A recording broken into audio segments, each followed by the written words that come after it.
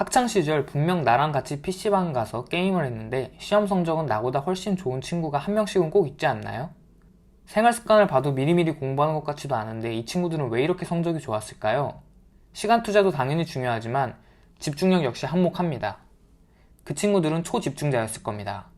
우리 인생 최대의 고민은 해야겠다고 마음먹은 일을 제대로 하지 못하는 것입니다.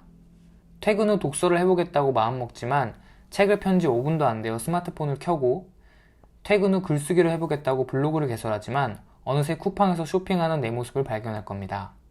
이 영상을 끝까지 보신다면 초집중력을 길러 퇴근 후 꾸역꾸역 2시간, 3시간씩 내지 않고 1시간만 제대로 집중해서 훨씬 의미 있는 결과를 만들어내실 수 있을 겁니다. 5분 만에 임팩트 있게 설명해 보겠습니다. 집중력을 높이는 과정은 크게 4단계로 구성됩니다. 이 4단계만 순서대로 이어나가면 초집중력을 얻게 되실 겁니다. 참고로 오늘 영상은 니르 이알의 초집중, 책을 3번 읽고 만들어졌습니다. 초집중자가 되는 첫 번째 단계, 내부 계기를 점검하라. 현대인들의 집중력이 떨어진 이유를 흔히 스마트폰 때문이라고들 합니다. 하지만 스마트폰은 사실 우리의 딴짓 매개체가 되어줄 뿐이지 우리의 집중력을 흩뜨리는 것은 내부에 있습니다. 다들 인정하고 싶어 하지 않겠지만 딴짓은 현실 도피입니다. 마음속에 무언가 회피하고 싶은 것이 있어 스마트폰으로 잠시 도망가는 겁니다. 그럼 잠시나마 불편한 감정에서 회피할 수 있기 때문입니다. 그래서 우리가 우선 해야 할 것은 스마트폰을 숨기거나 없애는 것이 아닌 우리의 내부 계기를 살펴보는 것입니다. 공부하거나 책을 읽거나 무언가를 하다가 스마트폰으로 손이 가는 순간을 캐치하세요. 그 순간에 내 마음의 귀를 기울이는 겁니다. 나는 왜 지금 하던 행동을 계속 이어나가지 못하고 스마트폰을 집어들었지? 라고 질문해보세요. 보통 이런 이유들이 나올 겁니다. 지금 하는 일이 지루해서, 지금 하는 일을 실패할까봐 두려워서, 지금 하는 일의 끝이 안 보여서. 우선 여기까지만 해도 훌륭합니다. 대부분은 이걸 해볼 생각도 못하고 이미 스마트폰을 스크롤하고 있습니다. 두 번째 단계, 딱 10분만 참는다. 내부 계기에 대해 잠시 생각하는 시간을 가졌으면 마음속으로 이렇게 말해보세요. 지금 스마트폰을 봐도 괜찮지만 10분만 있다 보자. 그리고 이때부터 딱 10분만 참아보세요. 스톱워치를 맞춰놓고 가만히 내부 계기를 곱씹어봐도 좋고 그냥 딱 10분만 참고 할 일을 해보자 라고 생각하고 하던 일을 이어가도 좋습니다. 딴짓 욕구는 파도와 같아서 10분 정도 한번 흐름이 지나면 욕구가 사그라듭니다. 세 번째 단계, 과업을 재해석하라. 이 부분은 근본적인 원인을 해결하는 방법입니다.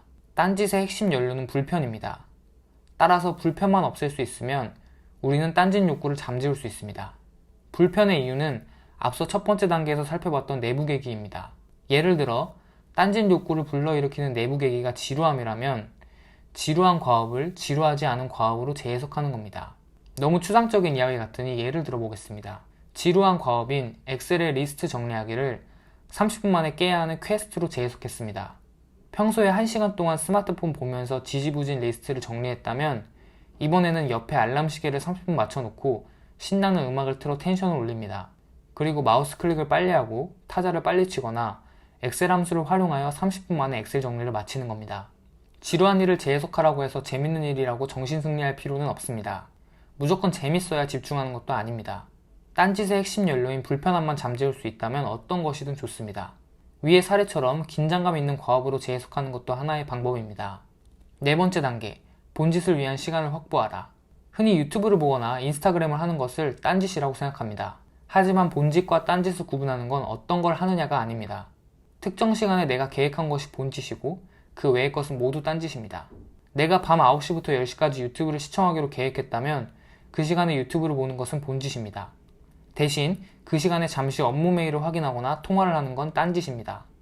흔히 계획표를 짜라고 하면 압박을 느껴 두려워하지만 사실 인간은 무조건적인 자유보다 계획하의 자유에서 더욱 실력 발휘를 잘합니다. 초집중자가 되고 싶다면 계획표를 짜는 것은 필수입니다. 계획표는 시간별로 무엇을 할지 적어두면 됩니다. 계획은 구체적일수록 좋습니다. 예를 들면 저녁 6시에서 7시까지 독서하기가 아닌 저녁 6시에 집 앞 스타벅스 창가 자리에서 1시간 독서하기라고 적는 겁니다. 오늘 소개드린 4단계만 제대로 실천해도 여러분은 24시간을 마치 48시간으로 사용하는 기분을 느끼실 수 있을 겁니다. 요즘 유튜브에 돈 아끼라는 말은 참 많은데 시간 아끼라는 말은 없어 좀 아쉽습니다. 오늘 북라인 영상을 보신 분들은 하루를 30시간, 36시간, 더 나아가 48시간으로 살아보셨으면 좋겠습니다. 오늘 하루도 고생하셨습니다. 편안한 밤 되세요. 북나잇.